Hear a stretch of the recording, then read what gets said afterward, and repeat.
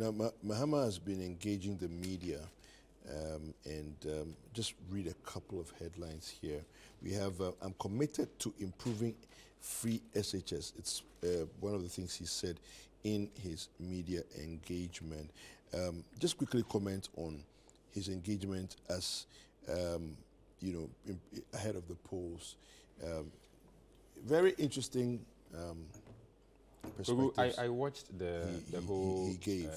Encounter with the media yesterday. I mean, he also met us, those of us in the downstream sector. Okay. When I say us, petroleum downstream sector, he met us. And I think he's met other groups prior to the media engagement.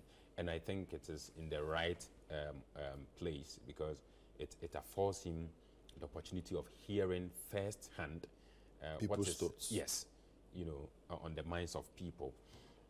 He mentioned lean government, and that he thinks he can do 65 ministers, yes, and government appointees, which I believe is too much. All right, 65 is way too much. Have we ever come down that low before? You see, there's every possibility to come down, even if we have not been but there. if we've not come down that low before, yes, I think that's a good start. We have 16 regions. Each of them have a regional minister and a deputy. Not so. Why do we need them? You have district chief executives, municipal chief executives, and what have you. What are they there for? Yeah. You have a local government minister and sometimes even deputy ministers.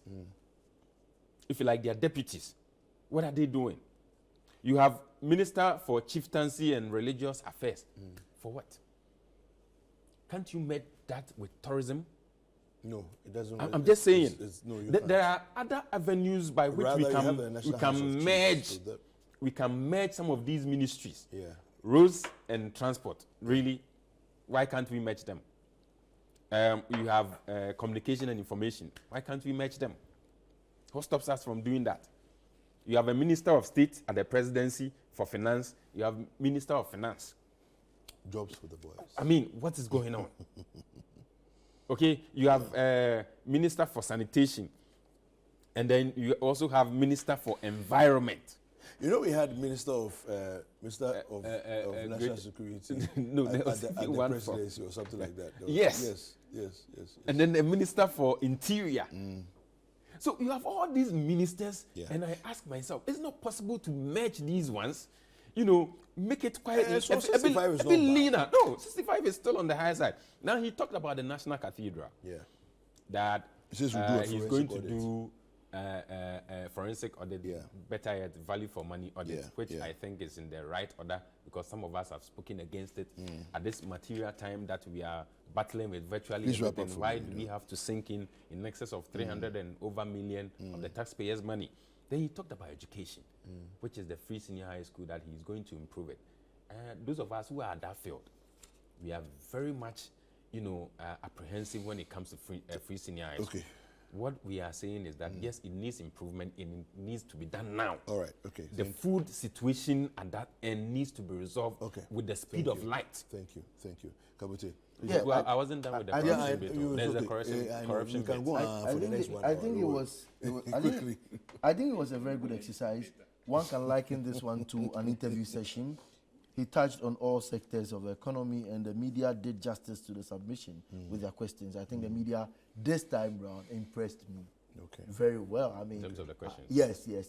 These were questions. I'm tempted to believe they actually met before the session, and they gave it a straight shot.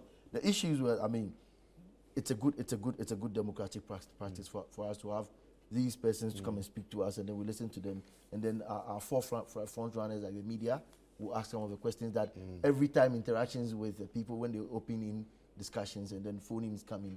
These are questions they've summed and they threw it back to the candidate.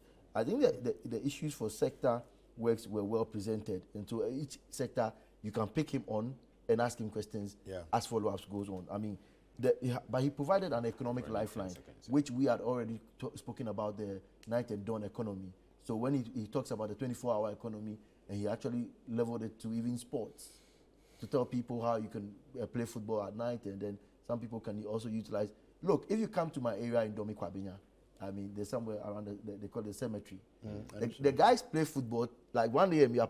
when I'm from town, they are still playing football. So you can understand it from that angle. The follow-ups are very necessary at this point. And I think the issue about the cathedral and the corruption issues, that is where I'll propose to him the state assets recovery regimen, the STAR project, for us to make sure we recover. I've told you I'm not so interested in taking the people to jail. Recouping the assets and the monies is what I want. I mean, if you stole, an amount of just 1 million Ghana cedis. But we must also punish so that people will not like to steal again. You see, I want to finish you. You see, for the people who died at Kolebu because of the absence of the dialysis machine, I want to come back at you and take the shoe you were wearing on the day of arrest, your chalote, your socks. They should finish you so that we can know that, look, it can serve as a deterrent to others. And look, I think that, the engagement was fantastic. But what I can leave the viewers with this morning is what the lady said in the Kenyan parliament, the young lady.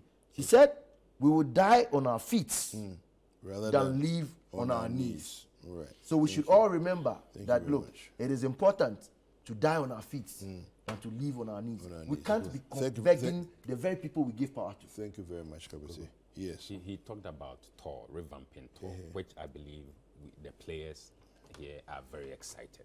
See, when the president was commissioning you said 10 seconds. Sentio, he pledged that he was going to revamp Tor. Okay. Until date, we are not seeing anything. All right, fair enough. So we hope he will come and do it. That since he mentioned revamping Tor and then even setting up an extra refinery, maybe when he comes, he will be able to do that. All right, okay.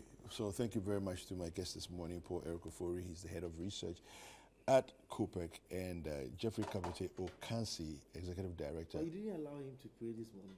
No, he hasn't asked to pray. we are moving on. Executive Director for Revenue Mobilization Africa. All right, we'll be right back after this break. Don't go anywhere.